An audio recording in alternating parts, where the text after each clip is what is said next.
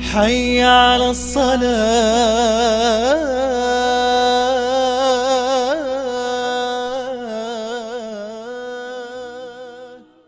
الله أكبر الله أكبر.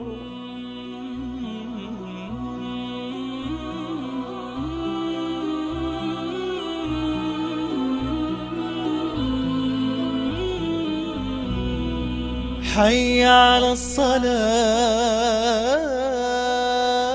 بسم الله الرحمن الرحيم. الحمد لله والصلاة والسلام على رسول الله وعلى آله وصحبه ومن والاه. خۆشەویستان و ئازیزان لە خزمەتتانین لە نووری دیدەما. باسێکی ویزگەکانی نوێژەکەین لە خاوێنیەوە دەست پێەکەین هەتا وەکو وەگەیونە سەر تەحیات.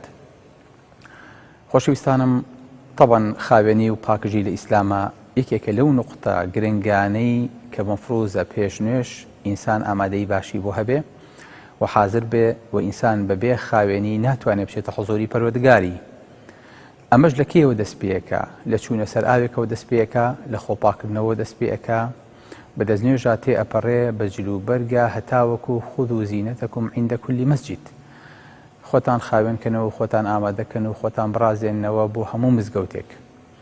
دیارە مۆزوعی نوێژ و مۆزوعی دەستنوێژ لەوانەیە لەم سەردەمەیە ئینسان دەستبا لە هەرچیەکەوە مەقسەلی لە پاڵایە و دەستێ شوات و خۆی خاوێنەکاتەوە و تەعقیمی لەبەردەسایە و کلێنسی تەڕی پێیە و بەڵام تۆ بێنە بەرچاوی خۆت 1400 ساڵ لەمەوە پێش خەڵک ئاوی خواردنەوەی نەبووە.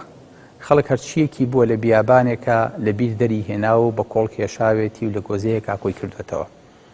ئەو کاتە ئیسلامە فەرمێ ئەبێ خاوێن بی، ئەبێ پاک بی.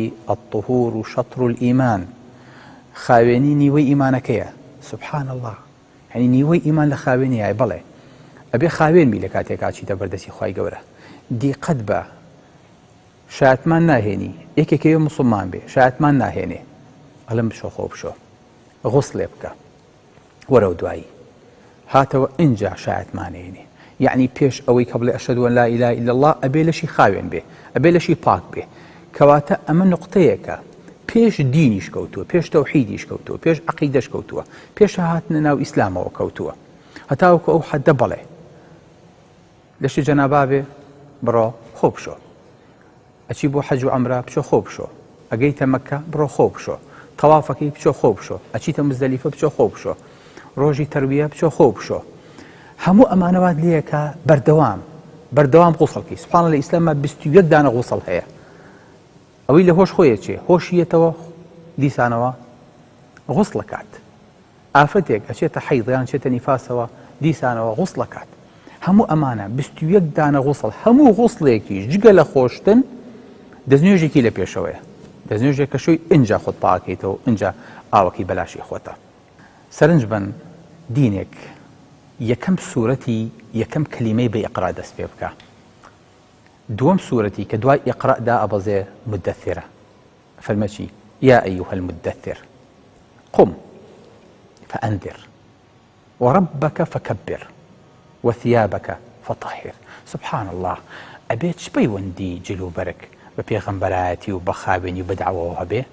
یعنی ناکرێت پێغەمبەری خوا صلی الله عەلەیهی وسەلەم جلەیەکی شەڕ و کۆنی لەبەرا بێ، پیسی لەبەرا بێ دەعوە بکە. نەخێر، خاوێنی جلەکان بکەرەوە، ئینجا بچۆ دەعوە بکە. هەتا ئەو حەدە دینێک بە ئیقرا و بە خوێندن دەست پێ بکە، بە خاوێنیش. دووەم نقطە و دووەم ڕەکیزی دامەزرێ بەڕاستی ئەمە دینێکە بە کەڵکی هەموو سەردەم و عەسر و هەموو پرۆفێشناڵێتێکیەت.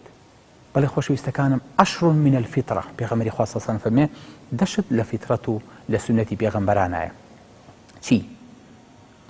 قص الشوارب، إعفاء اللحية، السواك، استنشاق الماء، قص الأظافر، غسل البراجم، نتف الإبط، حلق العانة، انتقاص الماء والمضمضة. لا إله إلا الله. پێغەمبەری خوا فەرمێ دەشت لە فیترەیان، دەشت سنەتە ئینسان بیکە. ئەزان هەمووی پەیوەندی بە خاوێنیەوە هەیە، لە نینۆکردن و لە مەضمەضە و لە سیواک و لە بنباڵکردن و لابردنی تووکی زیادەی لاشە و لە هەموو ئەو نقطانە. سبحان الله، حتا بگاتە ئەوەی کە شتنی زەکەری ئینسان پیاو حتا بگاتە ئەوەی کە غەسل البەراجم پاکردنەوەی چرچی دەست سبحان الله یعنی مامۆستا کاتی خۆی زانی وانەمانە میکرۆبی لەسەرە پیسی تیا کۆر بێتەوە بەڵێ هەتاوەکو ئەو حەددە ئیسلام داکۆرکی لە خاوێنی کردو ئەمە لە کاتێکە ئەوروپا حتاوەکو سەدەکانی ئەخیریش ئەم ڕۆژی لەگەڵا بێ سبحان الله خاوێنی و پاکەژی لایەن شتێکی زۆر زۆر سانەویە تاکە قەومێک کە بە ئاو خۆی پاکاتەوە و ئیستینجاءەکە ئومەتی ئیسلامە سبحان الله هەتا ئێستاکەنەش بۆنی ئەوانە بکە کە خەڵکێکی ئەوروپین کابرا بە پێوە میزەکات ئەچێتە سەر ئاو بە کلێنسێ خۆی پاکاتەوە نیوەی پاژماوەی پیسایەکی بەلاشەیەوە مێنێ بەرەو بۆنەکەی ئەڕواتە دەرەوە بەجلەکانیەوە ئەنووسێ بۆیە قەیسەر لە کاتێکە مەلیکی فەڕەنسای بینی وتی وەڵاهی بۆنی حەیوانی بەڕی لێ هاو بۆنی حەیوانی چێوی لێ هاو هەتا ئێستاکەنش ئەو ئەترە فەرەنسیانی کاتی خۆی هەتا ئەمڕۆژ دروست کراوە بۆ شاردنەوەی ئەو بۆنە پیسانە بۆ کە لە ئینسانی ئەوروپی هاتووە حەزەکەم بزانن بەرەو هیچ دینیەک نییە وای کابرایەکی ئەمریکی کە لەیەکێ تووڕابێ لە چەندێکە قاچە نەشتووە سبحان الله یعنی تۆ ڕۆژانە واجبە لەسەرت کە قاچێ بشویت ئەمە دینە باوکی من ئەمە ئەم ئیسلامەیە کە لە ناو سەحراوە هەڵقوڵاوە بەڵام ئیشی بۆ سەحرا بۆ بیابان نەکردووە ئیشی بۆ ئەمڕۆ کردووە کە ئێمە ئەمڕۆ پێی سەربەرز بین بزانین ئەم دینە هیچ شتێکی بۆ ئێمە نەهێشتوێتەوە ئەو نەوردەکاری تیا بەکار هاتووە ئەو نا شتی جوانی تایە کە ئێمە هەموو ڕۆژێ سوبحان الله سەرمان پێی بەرز بێ دڵمان پێی خۆش بە بڵێن حەمدە ئێمە خاوەنی ئەم دینین هەر کە دەیتە دەرێ لەسەر ئاو خۆ پاکەیتەوە بەبێ ئەمە نوێژەکە قبوڵ نییە دەستنوێژێکەکریت دەستە شویت دەموچاوتە شویت فێرتەکە کە لە ئاخر قەترەی دەستنوێژەکەدا ئاخر تاوان یەتە دەرەوە ئاخر گوناح یەتە خوارەوە لە چاوتەوە لە دەمتەوە لە شوێنەکانی ترەوە ئاخر تاوانی دەست کە کردوێتی لەگەڵ ئاخر تنۆکی دەستنوێژە هێتە خوارەوە ئاخر تاوان کە قاچ کردوێتی لەگەڵ ئاخر تنۆکی دەستنوێژە هێتە خوارەوە بۆی کە بزانی ئەمە ثوقلی هەیە ئەمە قورسایی هەیە ئەمە سەنگی هەیە بۆیە سنەتە ئینسان پرژی بەر کەسێکی تر نەکەوێت چونکە ئەم پرزی دەستنوێژە تاوانت پێی هەڵوەریوە گوناحەکانی لێ کردیتەوە خۆگاڵتە نییە ئەمە لە فراغەوە نەهاتووە کە تۆ بێت ئاوکەی بەدەمتە سەکەنێکی کەڵە جەماوەسا لە دەم تخوا پاکتر هەیە باش ئیسلام بۆیە دەمەشوە نەخێر بەعکسەوە ئەوەی دەم پیسی میکرۆبیتایە لە کەم شوێنی لاشەیە ئێمە لە طوبا ئەڵێن ترسناکترین گازی چییە؟ چ حیوانێکە؟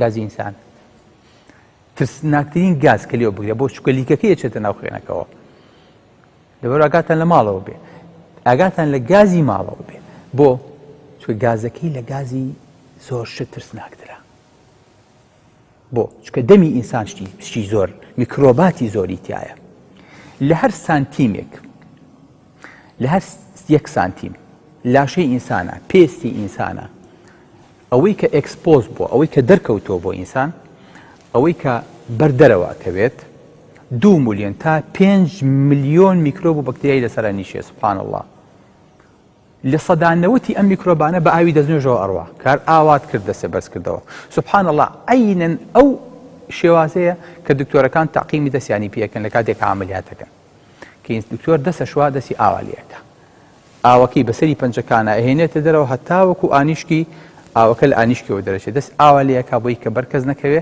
هەتاوەکو دەستکێشەکەی لە دەستەکە ئێمە شەوا دەستنوێژەکەین سبحان الله هەر بەم جوانیە دەستنوێژەکەین هەر بەم شێوە عیلمیە دەستنوێژەکەین بۆی کە ئەو پیسی و چڵکی و میکرۆبە لەسەرمان نەنیشێ کەڵەکە نەبێ چکە میکرۆب کە زۆر بوو ئەنجا زەفەر بەلاشەیەنێ ئەنجا زۆر بەلاشەیەنێ ئینسانیانە بێ مەناعی دابەزێ یا میکرۆبەکەی زیاد بۆ ئەو کاتە بەرگەی نەخۆشی ناکرێ بۆیە باشترین سەحەت بۆ ئینسانی مسلمان باشترین شت ئەمەیە کە خۆی گەورە بۆی داناوین حتا سبحان الله دیقەتی چوونە سەر ئاوەکەمان بە ئێمە زۆر معجەبین بە ئەوروپاڵین ئەوروپا بە ئیسراحەت دانیشێ لەسەر کورسیەک و ئاوا تەخلی دانیشێ کە لە کاتێک کاتچن سەر ئاوە خۆیان بەتاڵەکەنەوە هیچ شتێکی عیلمیتیانی حەزەکەم بزانیت خۆی گەورە ئینسانی حەوزی ئینسانی دروست کردووە قۆقزە بۆ خوارەوە هەموو میزەڵدان و کۆم ئەچێتە ناو ئەم حەوزەوە خی گەورە لەناو ئێسکەکانە کۆمەڵە بۆشاییکۆ بۆ کردێتەوە بۆ ئەوەی کە بچێتە خوارەوە.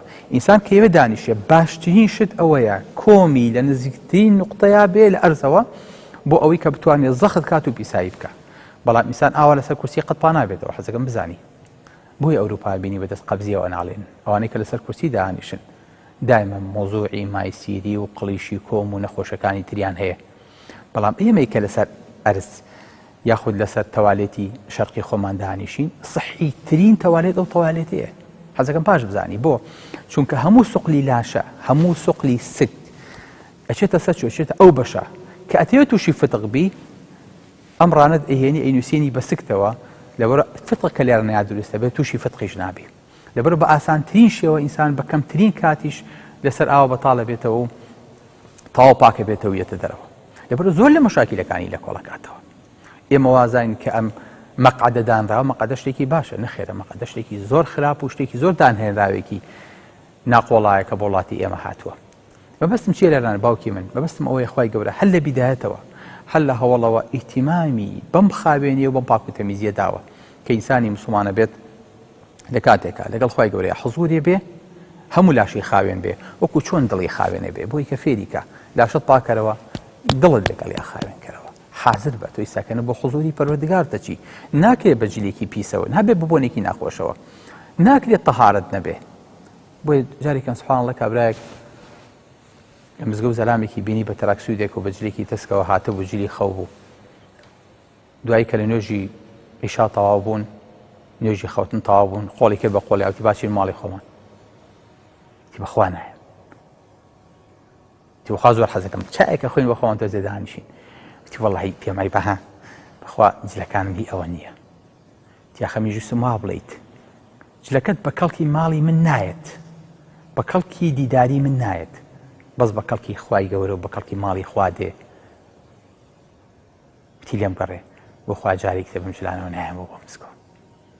بەڕاستی خۆشەویستەکەم ئینسانی مسلمان ئەبێ حسابی ئەمەی کردبێ لە کاتێکە ئەچێتە خزمەتی پەروەردگار و ئەچێتە خزمەتی نوری دیدەی و لە وێستگەیەکی خاوێنیە لەگەڵ خوای گەورەیە ئاوەستێ وەیە ضرورە ئاگامە لە خۆمان بێ ئاگامە لە جلەکانمان بێ ئاگامە لە خاوێنی بێ هیچ دینێک نییە عەبدەکە بەو پاکژیە وەکو ئەوەی کەم خۆی بۆ مردن حاضر کات و غوسڵی مردووی لێ دەرەکەن بچێتە بەردەم خالقەکەی و بچێتە بەردەم پەروەردگارەکەی و بەو ڕێز و بەو گەورەی و بەو ئیجلالەوە بوەستێ. لەبەرەوە ئاگاتان لێی بێ چۆن خۆتان بۆ مقابلەی کەسێکی گەورە ئامادەکەن هەل لە تەوالێت و هەل لە دەستنوێژ و هەل لە جلو بەرگ و هەل لە عەتر و هەل لە قژداهێنان و هەر لە سیواک و هەل لە هەموو نوقتەکانی تر مفروزە ئاگامە لە دانە بەدانی بێ بۆ ئەوەی کە بچین مقابلەی شای شاکان بکەین مقابلەی مەلیک الملوک بکەین مقابلەی خالقی ئەرز و ئاسمان بکەین. السلام عليكم ورحمة الله وبركاته. حي على الصلاة